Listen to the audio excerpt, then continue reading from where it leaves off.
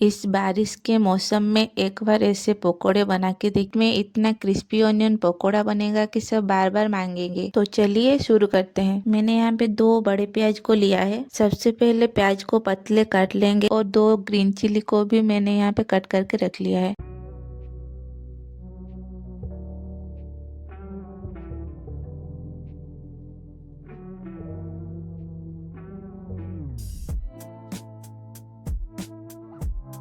एक बाउल में प्याज और ग्रीन चिल्ली को लेंगे और बेसन डालकर इसमें नमक और की भर सोडा डालकर थोड़ा थोड़ा पानी डालकर अच्छे से मिक्स करेंगे।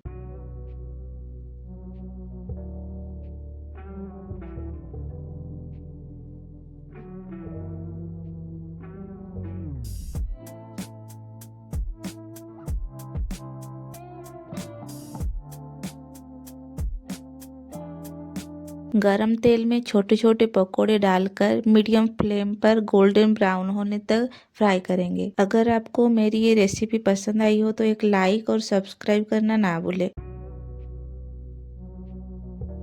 देखिए कितने क्रिस्पी और क्रंची अनियन पकोड़ा तैयार है। बारिश के मौसम में गर्मा गर्म चाय के साथ इसका मजा ही अलग है। आप सबको कौन सा पकौड़ा ज्यादा पसंद है वो कमेंट में जरूर बताइए।